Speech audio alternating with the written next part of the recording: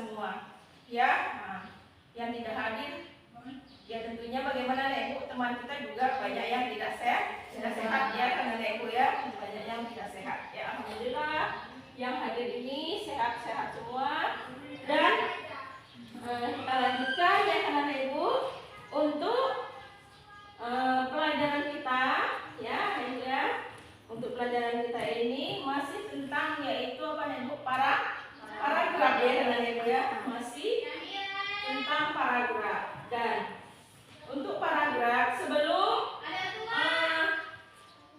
Ibu menjelaskan tentang paragraf, Ibu bagi untuk 3 kelompok untuk mendiskusikan ya, mendiskusikan. Nanti setelah Ibu jelaskan untuk macam-macam apa Ibu, paragraf ya, untuk macam-macam paragraf yang Ibu berikan kepada anak Ibu ya, macam-macam paragraf.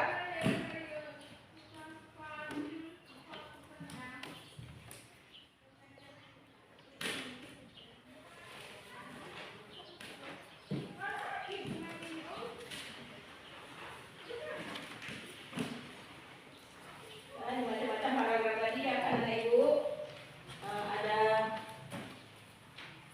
paragraf ya, coba untuk pembagiannya ya karena Ibu ya.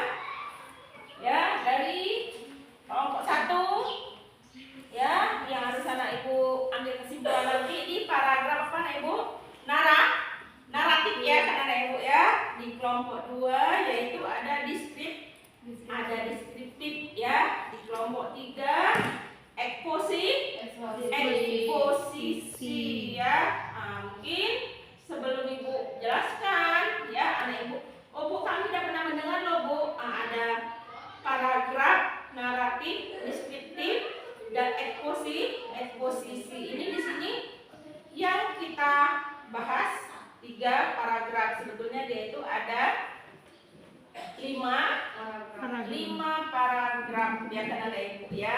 Ada 5 paragraf ya. Ini kita yang kita bahas 3 yaitu paragraf ya. Jadi seperti dimaksud tadi ya, ada paragraf naratif. Jadi teks naratif ini adalah karangan ya, cerita yang mengisahkan cerita non fiksi atau fiksi. Jadi ada yang benar-benar terjadi, ada yang apa Ibu?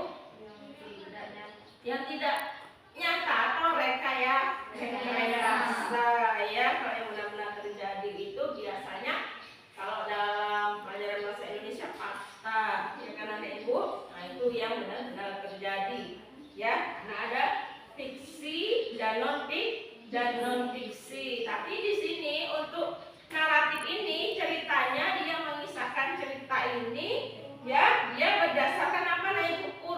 Urutan ya, berdasarkan urutan, ada waktu ya, atau sifatnya kronologi. Jadi kalau berdasarkan urutan itu kan enggak Bu, dari kecil langsung ke besar enggak. Jadi dia ada tahapannya ya karena Ibu, kalau menceritakan itu ada tahapnya. Misalnya, oh dia mengisahkan tentang apa contohnya yang dia pakai urutan anak bayi ya karena Ibu ya.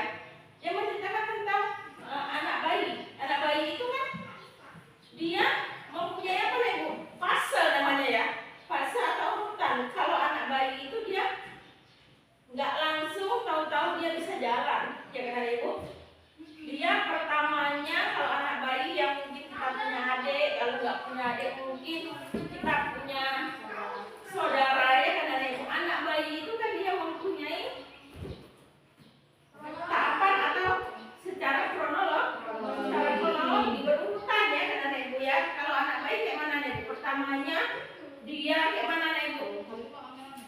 Balik-balik dulu, habis itu terlungkup ya karena Ibu, balik ya kan, habis terlungkup baru nanti dia biasanya merangkak. Habis dia merangkak nanti ada yang duduk ya karena Ibu, masuk itu ada yang duduk, siap duduk itu nanti dia biasanya berdiri, nggak langsung berdiri tuh jalan nggak juga ya kan, udah berdiri dia nanti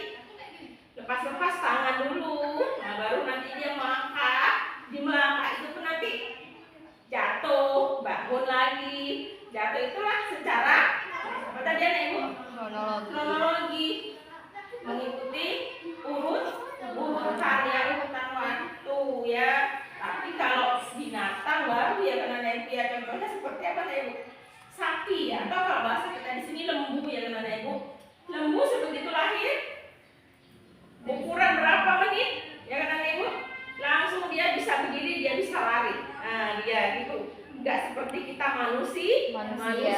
Kalau manusia itu jalannya sampai ada yang 2 tahun baru jalan, ada yang setahun sudah jalan ya kan Ibu ya. Itu di cerita yang mengisahkan yaitu secara berurutan ya kan Ibu ya. Nah, dan di sini juga ada ciri apa Ibu? Naratif ya. Di ciri naratif ini dia menceritakan kisah peristiwa yang tertentu. Dia menggunakan bahasa naratif ya. Itu di ciri-ciri teks naratifnya ya. Di situ ceritanya memiliki alur yang jelas dari awal hingga akhir. Itu contoh di apa tadi? Teks naratif ya. Di situ terdapat yaitu peristiwa yang konflik ya. Jadi terbentuk peristiwa penting yang memiliki unsur yang berupa yaitu tema, latar, alur, karakter dan sudut pandang yaitu di teks naratifnya ya kan Ibu ya. Di situ di teks deskriptif. Nah, coba sebelum Ibu lanjut di teks deskriptifnya mungkin Ibu udah ada yang mengetahui. Coba kalau udah ada yang mengetahui coba Ibu minta untuk Ibu menjelaskan sedikit tentang teks deskriptifnya. Kelompok berapa tadi teks deskriptif? Kelompok 2 ya. Nah, coba bacakan di teks deskriptif itu apa yang dimaksud dengan teks deskriptif. Mungkin ada Bu? Iya Bu, saya sudah tahu Bu. Teks deskriptif itu ini.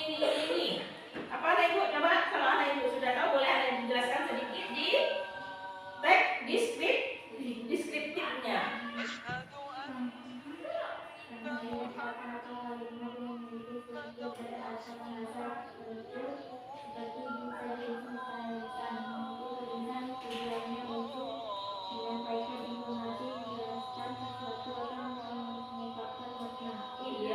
Ya, deskriptif itu dia kalimat yang memiliki struktur ya. Jadi dia mempunyai struktur. Di sini dia mempunyai tata bahasa tertentu.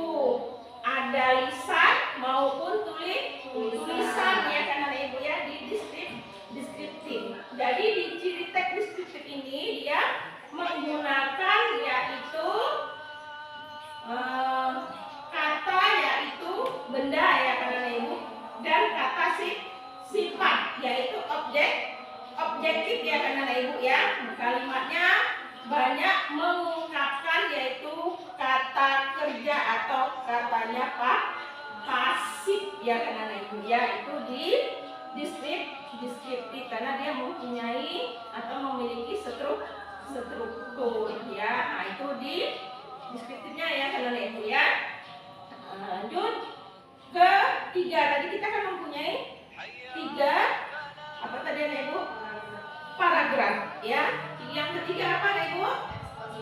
Iya, eksposisi. Coba boleh dijelaskan sedikit apa itu eksposisi? Eksposisi adalah salah satu teks fiksi yang membuat informasi atau paparan tentang sebuah maksud atau tujuan.